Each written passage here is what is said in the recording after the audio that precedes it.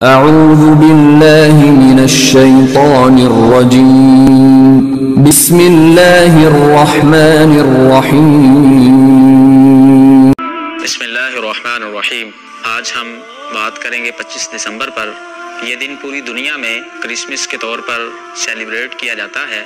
یہ کرسمس دو الفاظ کرائس اور ماس کا مرکب ہے۔ کرائس کا مطلب ہوتا ہے مسیح اور ماس کا مطلب ہے اجتماع، اکٹھے ہونا، یعنی سیدنا مسیح علیہ السلام کی ولادت کے لیے جو ایک اجتماع ہوتا ہے، اس پر خوشی منانے کے لیے اس کو کرسمس کہا جاتا ہے۔ یہاں پر سب سے پہلی بات یہ ہے کہ قرآن مجید اور بائبل نے جو سیدنا مسیح علیہ السلام کی ولادت کے موقع کی منظر کشی کی ہے، وہ اس بات پر بیان دلیل ہے کہ 25 دسمبر سیدنا مسیح علیہ السلام کا یوم ولادت ہو ہی نہیں سکتا۔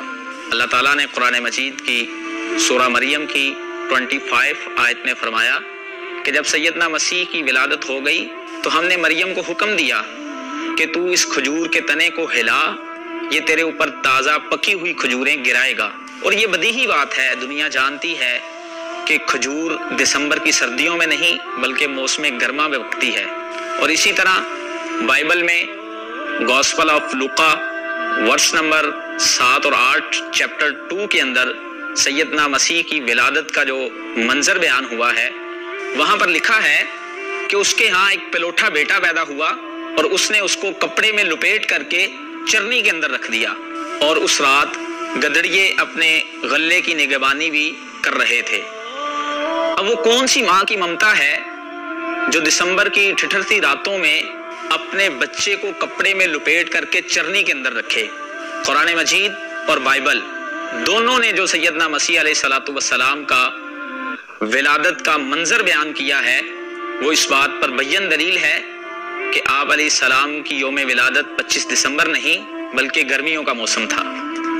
شاید اسی وجہ سے بہت سارے مسیحی فرقے بھی اس 25 دسمبر کی تاریخ کے اوپر متفق نہیں ہیں۔ کیتھولک اور پروٹیسٹنٹ یہ تو 25 دسمبر کے دن کو کرسمس کے طور پر سیلیبریٹ کرتے ہیں، جبکہ مشرقی آرتھوڈکس 6 جنوری کو کرسمس کے طور پر سیلیبریٹ کرتا ہے، اور آرمنی کلیسیا 16 جنوری کو اس دن کو سیلیبریٹ کرتی ہے۔ حتیٰ کہ ایک بہت بڑے مسیحی سکالر اور مسیحیوں کے ہاں بڑی ہی معتبر کتاب قاموس الکتاب، جس کو پادری ایس ایف خیر اللہ نے لکھا، وہ اس کتاب کے صفحہ نمبر 148 پہ لکھتے ہیں کہ مسیح کی صحیح یوم ولادت کسی کو بھی معلوم نہیں ہے۔ اور پھر یہیں پر بس نہیں، اگر آپ تھوڑی سی ریسرچ کریں تو بات یہاں تک بھی معلوم ہوتی ہے کہ بعض مسیحی فرقے اس دن کو سیلیبریٹ کرنا باقاعدہ بدعت کہتے ہیں۔ جب یہ تاریخ ہی کنفرم نہیں تو اب دیکھنا یہ ہے کہ یہ خوشی کس بات پر ہے۔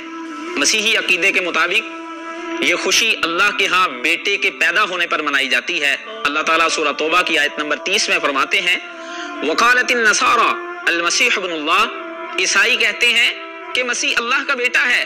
اس بات پر خوشی منانا تو درکنار، یہ اتنی سنگین بات ہے کہ اللہ رب العالمین قرآن مجید میں سورہ مریم کی آیت نمبر 88 سے لے کے 90 تک کے اندر فرماتے ہیں، فرمایا وہ لوگ جو یہ دعویٰ کرتے ہیں کہ رحمان نے اولاد بنا لی، یہ اتنی سنگین اور اتنی بڑی بات کہتے ہیں کہ قریب ہے کہ آسمان پھٹ جائے، زمین شق ہو جائے اور پہاڑ گر جائیں۔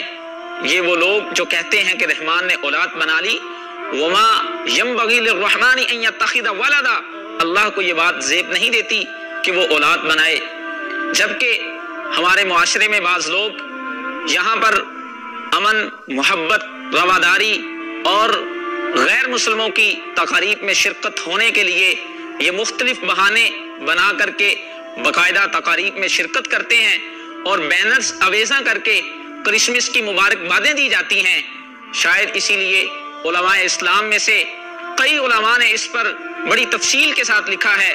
امام ابن قیم الجوزی رحمہ اللہ کا ایک قول میں آپ کے سامنے رکھتا ہوں، احکام اہل ذمہ کے اندر وہ فرماتے ہیں کہ وہ آدمی جو کفار کو ان کے تہواروں پر مبارکباد دیتا ہے، وہ آدمی ایسے ہے جیسے وہ کسی کو صلیب پر سجدہ کر کے آنے پر مبارکباد پیش کرتا ہے۔ اب آپ اندازہ لگائیے کہ یہ وہ عقیدے کی بات ہے جس کے پیچھے ایک پوری تھاٹ ہے کیا اس کے اوپر کسی کو مبارکباد دینا اور اس کی خوشیوں کے اندر شریک ہونا، یہ اسلام ہمیں اس کی اجازت دیتا ہے کہ نہیں دیتا؟ یقیناً نہیں دیتا۔ رسول اللہ صلی اللہ علیہ وسلم اپنے عقیدے کے اوپر کبھی بھی کمپرومائز نہیں کرتے تھے۔ اللہ کے نبی نے یہاں تک فرما دیا تھا کہ اگر تم میرے دائیں ہاتھ پر سورج اور بائیں پر چاند بھی لا کر کے رکھ دو تو میں اپنی دعوت جو ایک خدا کی توحید کی وحدانیت کی دعوت ہے اس کو کبھی بھی نہیں چھوڑنے والا۔ اللہ تعالی ہمیں صحیح بات کو سمجھ کے اس کے مطابق عمل پیرا ہونے کی توفیق عطا فرمائے۔ وآخر دعوانا ان الحمد للہ رب العالمین۔